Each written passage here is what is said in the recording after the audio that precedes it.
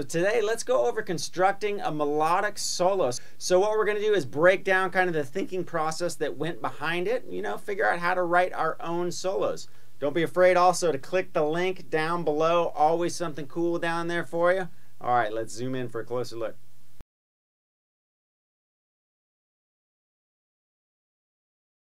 All right, so let's break down the thinking process behind constructing a solo. Now, if we're just trying to construct kind of a melodic solo, one of the easiest things to do is directly outline the chords. Now, we're working in G major.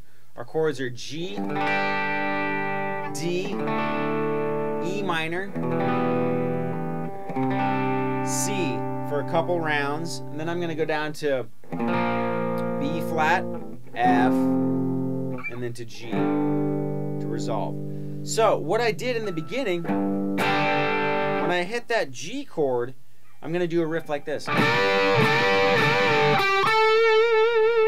Okay, now why I did that is right here you have the G chord itself, right? And what I did by doing that riff, this is the first position in G major pentatonic, right? Looks just like E minor, right?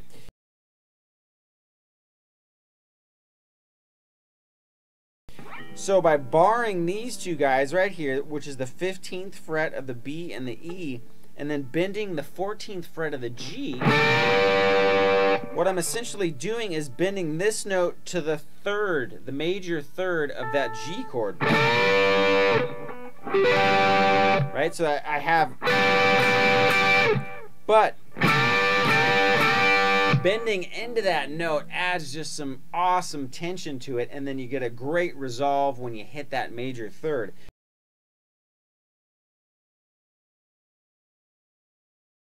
Now from there it goes to a D chord. So I went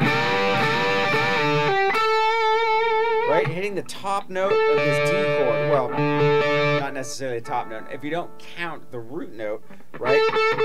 The G second fret out of this D chord, we're up here, so it's the 14th fret, but I'm directly taking another group of notes out of the chord, right?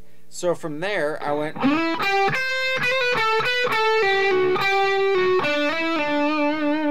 now right there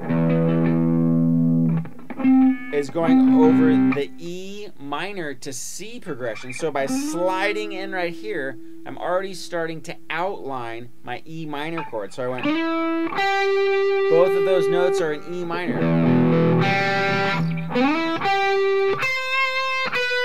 B is also in the E minor.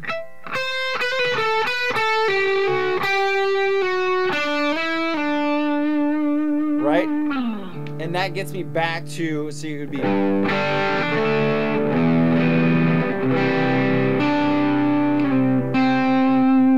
right? So what you can do is hit notes directly out of those chords, right?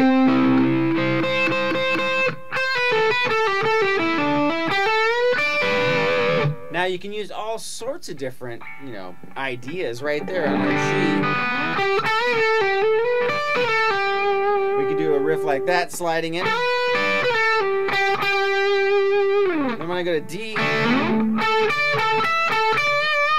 can do something like that. Right? You're using the G major scale as an outline, but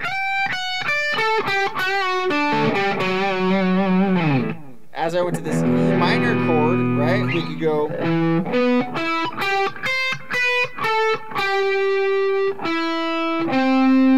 because I know I'm resolving to C, hit that C note,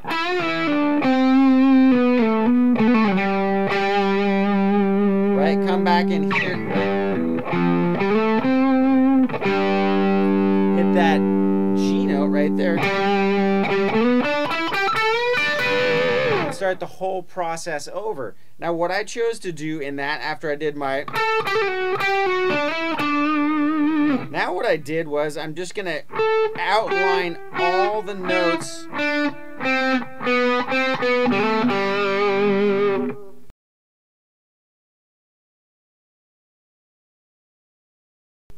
in all of the different chords. We have our D, right? E minor, D there again, right out of the G.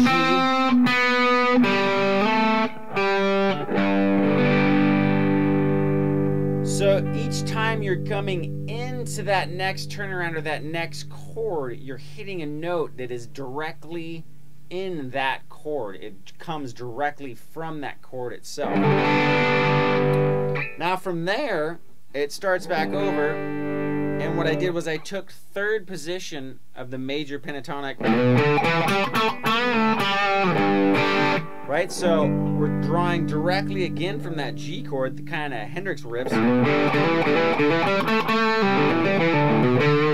Right, kind of stuff that you can do. I put a Hendrix riff, you know, kind of chord progression idea lesson up on this channel as well, and that was the most important thing for me figuring out major pentatonic playing, was to learn how Hendrix plays over chords and all those little riffs he does for rhythm. It greatly will improve your major pentatonic soloing as well. So check that one out.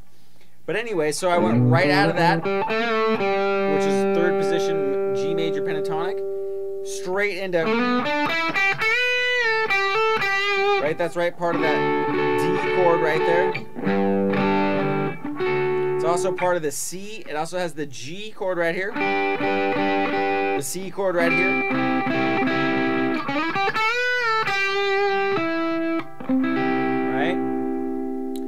And then I'm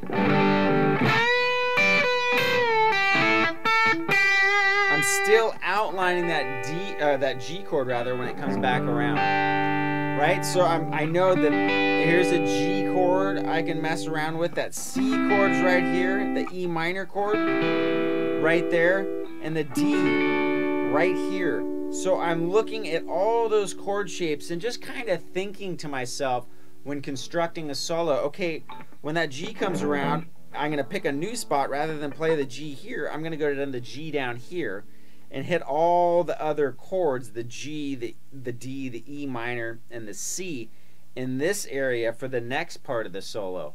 And then from there, when it comes around, back to here, I'm going to start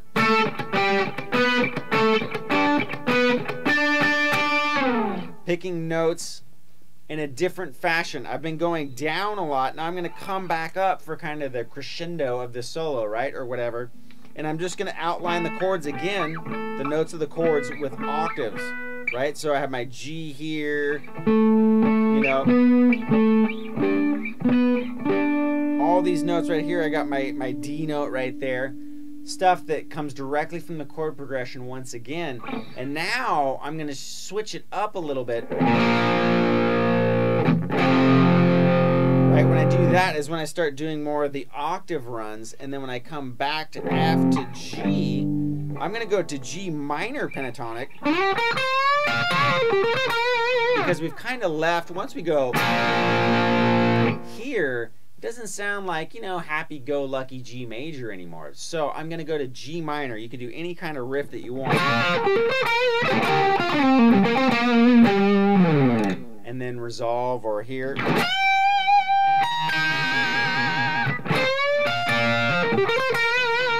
Right, so those are just some ideas. Now let's go over just a couple of the riffs. I showed you the G, I showed you the D, I showed you all these other things that you can do, but let's just, you know, put together a couple riffs real quick. Okay, like I was saying, this bending into any major chord. This will work over any major chord in the progression. Now, I went here to another major chord. I could have just gone down to D major and done that same thing, right? Right? Because I'm making that D chord right there too. I could have done it on C. So I could have been like,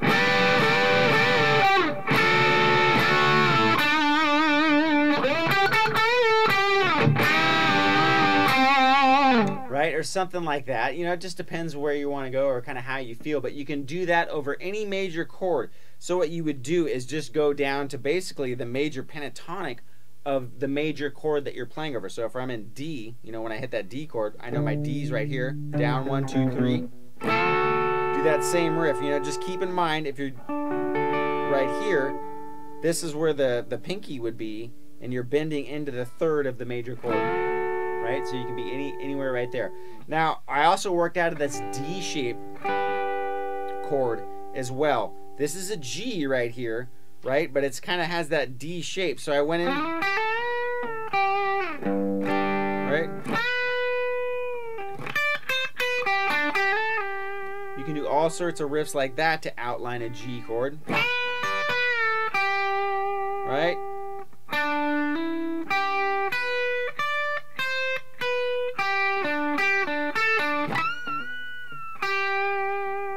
So I'm just playing around with the notes. I went up a whole step, right? I directly went over the notes of the chord itself.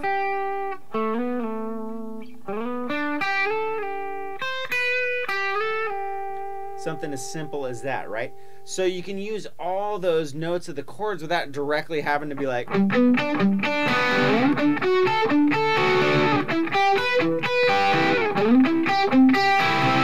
which is a totally effective thing to do as well. You're just taking the exact notes, the third, the root, and the fifth of each chord and playing them as the chord progression goes by. So right there, you know, I could have been,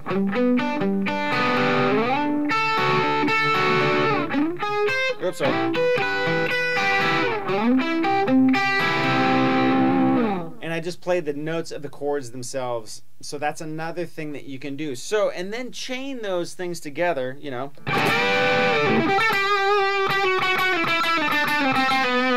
Right? And I'm just sliding down the scale notes itself. All I'm doing is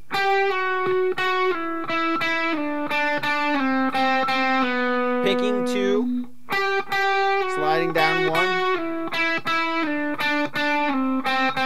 I just muted.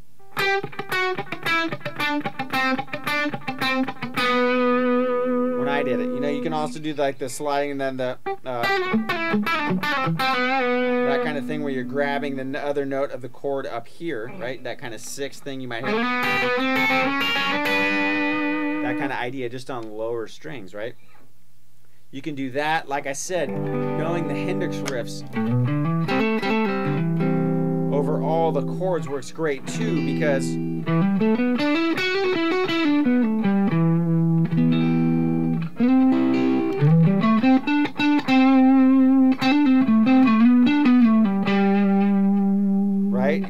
there's that G, D, right? That minor chord.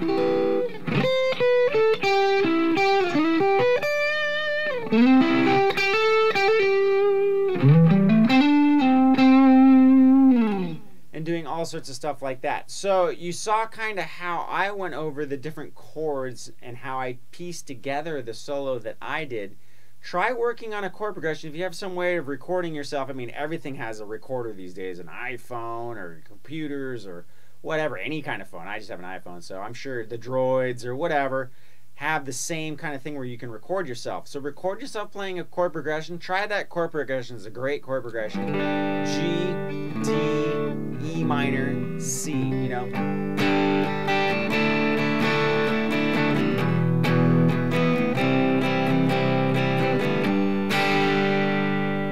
Don't noodle. Think of specific melodies. You know, even if you can't sing, chances are you can hum in your head and have pitch in your head where you can hear the notes in your head, and just try to hum them in your head and then figure out where those notes are on the fretboard. Don't forget the vibrato. Really helps makes things sound more vocal.